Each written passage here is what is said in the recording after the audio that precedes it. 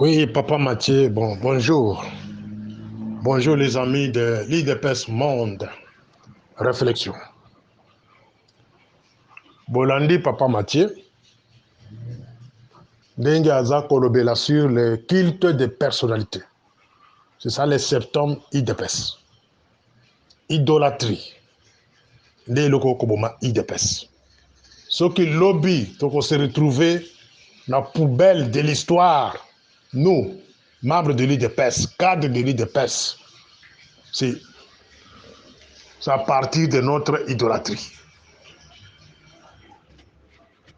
Mes chers amis, je pense que mes paroles est blessaka. Tout ce que moi je parle sur ces forums, des fois, il dérange Jaka. L'administrateur, il y a beaucoup de téléphones. Il y a certains députés dans ce groupe. Oh non, bon, on est dans un groupe. Mais désormais, on a bino. Biso to boy culte de personnalité. Idolâtrie to boy, c'est à partir de la Bible. Zamba boy idolâtrie. Si notre camarade Félix aujourd'hui n'arrive pas à décoller, ça partir à culte de personnalité au biso congolais, particulièrement les militants de l'IDPS, au Topesi, camarade Félix. D'accord, qu'on cet exemple, mon papa Mathieu. Il y a un jeune là, il y a 2 jours, le jeune, il est passé devant tout le monde pour étaler certaines choses où ils ont acheté. Mais la landi lobby là-bas, réseaux sociaux, nous, dans l'IDPS, nous avons diabolisé les jeunes. Ton commissaire jeune n'a pas perdu. Ton commissaire jeune a SID. Ton commissaire jeune a Katumbi. Quel maladroit.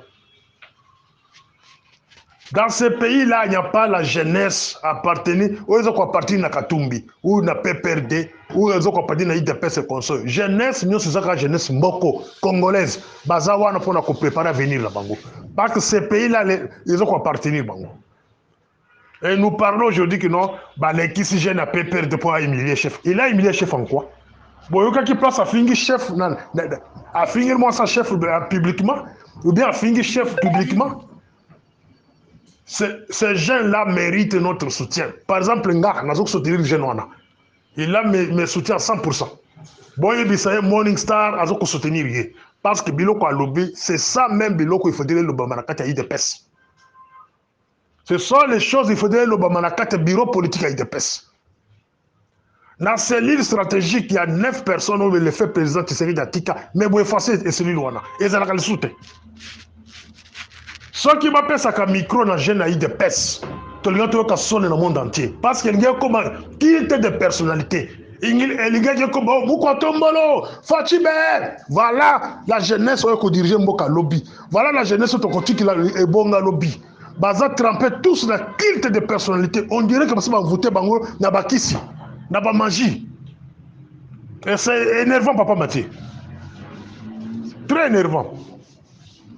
Pour que le Congo ait tellement, nous devons travailler surtout sur la jeunesse.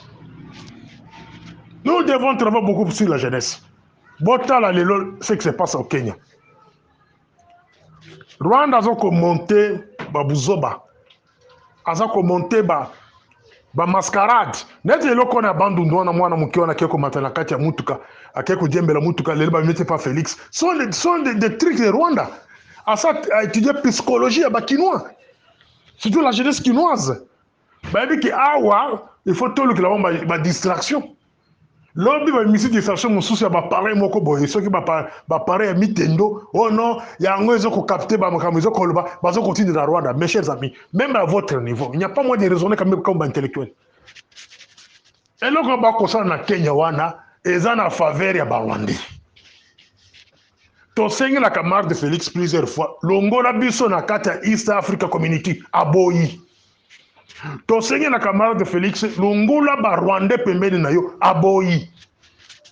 Tosengi na ye lungula tous les envoyés de Kagame, les Bissel et les Bifor, le Claude de Balanki, tous ces gens-là que vous connaissez aboyi. Tosengi na ye alungula Ruberwa, Bizimbakara, Garambe, Edig Garambe. Claude de Balanki, Claude Oh, mususu ni Rwanda musu avocat wana comme na 100% lisusu. to sengi na bato nyonso na balungu na cabinet mwasi na ye. Est-ce que alongula bango? Est-ce que cabinet na ekufi? Point d'interrogation.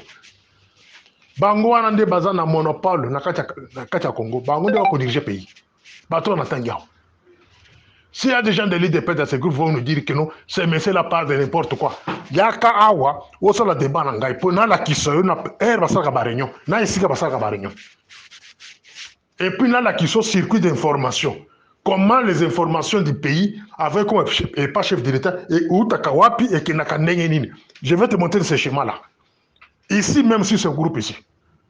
Et ça il y a un débat télévisé, Lucas chaîne nini ko ça la débat ngana yo. Tout ça là. Dans l'élection circuit d'information. Peut-être aux autres qu'on passe circuit d'information de la unité. Pour qu'information sensible et en boca, et comme pas chef d'État, il transite à Kawapi. Et nan mutasuka tanga kango pour que chef d'État tanga. Et ces cabinets-là que je parle de Roubero et consorts, bazaka dernier ressort. Après, le service de l'édition, c'est un rapport. Et quoi, il y a un maboko. Alors vous allez nous dire maintenant que non. Oh, le chef de l'État, il est en insécurité, on va les tuer. Là, l'Obaka, chaque jour, lui-même doit se faire tuer de lui-même. Akoumi bo misaye moko. Parce que nyonso toloba, abwaka na mai. Nyonso, abwaka na mai. Les combattants de soi-disant Moulengi va se retirer dans Katia pour parler. Est-ce qu'il y a des événements? Ou bien des mascarades? Les Banyamuleng, ils ont dirigé le Goma pendant 5 ans. De 1998 à 2003. Jusqu'à la mort de Laurent Désiré Kabila. Sun City 1, Sun City 2. En Afrique du Sud. Les Banyamuleng étaient aux commandes. Les Claude Nyarugabula. Les Rouberois. Les Bizima. Au bazar de la cabinet Félix. Bawande ba dirigaka Goma wana pendant 5 ans. Alors, batangue la biso ba groupe nyonso ba mai wana bazar ki wapi. Ces gens-là de Maï, et tout, le groupe armé soit Tangi Awa. Batangi la biso dans la période de la Bangouane, Bazale Kiwapi. Les FDLR étaient où? Parce qu'ils avaient le contrôle de ce coin-là pendant 5 ans. C'est une question que moi j'avais soulevée depuis 2019. Si aujourd'hui, même Parlement, comme on c'est Morningstar qui a soulevé le coin. Les Banyamulenge Baza, presque 60% d'armée congolaise. Est-ce que vous posez question hein? Pour nous dire aujourd'hui qu'ils va se retirer pour parler à Kenya et combien de danger, il n'y a pas de danger là-bas. Parce que vous manipulez les Congolais. Les Banyamuleng sont majoritaires dans la armée. Les Banyamuleng, ce sont eux qui dirigent le Congo parce que la cabinet où on va battre Makuna la présidence, ce sont eux qui dirigent. Bache Boutoura Bango, ou à visible, ou Bozo Komo na Moï, c'est Bissel de Bifort, na Glodi Balanki. Ou à Congolais de père et mère, de Boyebi. Mais Bakolo Masolo Babona na raté, Babatama. Bakaga Parlement. Bazan Katia Parlement. Bazan minoritaire dans le Parlement, mais ils ont un mot à dire sur les présidents des groupes parlementaires. Bazan a un mot à dire sur les chefs de quoi du Parlement, sur même vice-premier président du Parlement, qui était même leur type dans l'RCD. Camouflé, membre de l'UDPS.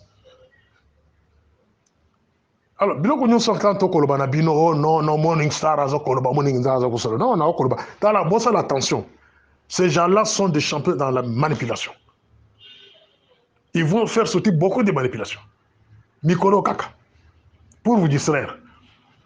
Bah se retirer pour parler soi-disant. Bah qui va boumi batuna bango bah on a bango bah le que non phare de ceux qui population congolaise bah boumi bah nyamulenge. Mais bah toi bah kufa ka mikolo nyo sur la est wana. Pourquoi bah comptabiliser bangote? Pourquoi bah le bangote? Pour que tout le monde ait biloko wana sérieux. Ngai na komona sérieux na makambo so kaka Félix alamuki na tonga lobby que non je retire le Congo na East Africa Community. Wana ndela kumona sérieux. Wana umona que tout ce qu'ils nous disent il y a du sérieux. Ce qui na monde la muki lobby a retiré Congo na East Africa Community a imposé ma force africaine mususu baye ko soutenir biso na Est. Watu trouver sérieux. Ce qui te montre à Bengani Batouana, Barubero, Wana, Lungula, Wana, Kata cabinet d'ailleurs. Wana, tu trouves que tout ce qui nous parle est sérieux. Parce qu'on ne peut pas continuer à parler, mais Robert Wabissel, les envoyés du Rwanda sont toujours à côté de lui, très fort. Mais de l'autre côté, Kagame parle, il lui critique et consort. Et ça, théâtre, bien ça, distraction. Avant d'aller comme la conclusion que non, non, avant d'aller comme la conclusion, je dois regarder les envoyés du Rwanda auprès de Félix. Est-ce que c'est pas Lungu? Il faut se poser des questions. Parce que nous, c'est l'homme qui a mené Tshisekedi au Rwanda. C'est l'homme qui a mené Tshisekedi auprès de Kabila. C'est l'homme qui a mené Tshisekedi auprès de Museveni. Mais il est toujours à côté de Tshisekedi. Batunios Bayebi que 99% Bissel est travail pour Kagame et Museveni. Mais il est toujours à côté de Félix. Mais de l'autre côté, Kagame est en train de parler les mains de Félix. Et puis, il ne peut pas croire le bien qu'on est. Hein? Papa Mathieu. Pour terminer, je vais dire que nous devons faire pression. Donc, dans l'IDPS, la jeunesse de l'IDPS, ce qu'il vous reste à faire maintenant, c'est quoi? C'est faire pression, camarade de Félix, de nous retirer d'abord dans les milieux de nélotiques, au Babengi, East Africa Community. À retirer Bissou Nélokwana. Bon, ça, la pression qui a Bengala dans les nélotiques au bazar de la cabinet naïe. Il n'est pas dit que pour ces nélotiques, il faut ça qu'à la présidence. Après tout. Il y a une autre révélation que non, Batouana Bazana Kata Babiro n'a pas en air passé par là. Est-ce que jeunesse a eu des peste et consort? Est-ce que vous avez le quoi? Dans cette salle-là, est-ce que Félix Azaki a parlé du peuple? Est-ce que vous posez question, Wana? Parce que ces questions sont touchées à la souveraineté du pays. Vous posez ma question, Néwante. Alors, la jeunesse congolaise, vous devez se pencher à ça.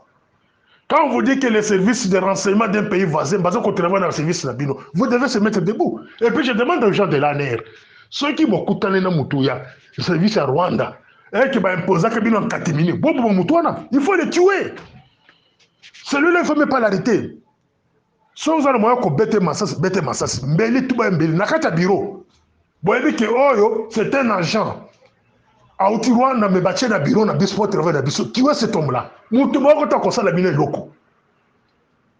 Ça se fait nulle part. Même le chef de l'État, s'il est complice à ça, on ne peut pas accepter ça. Qu'un service voisin qui travaille dans Mboka na biso. Dans des bureaux, les bossés qui sont invisibles. Maintenant, on nous dit que Bazar n'a pas de bureau. Mais vérifiez. Faites des vérifications. La jeunesse, vous devez demander l'autorisation. Il y a Kokotel ma bureau à Aner, Kota là. Où sont ces gens-là? Et puis, il faut dénoncer et pas la population. Vous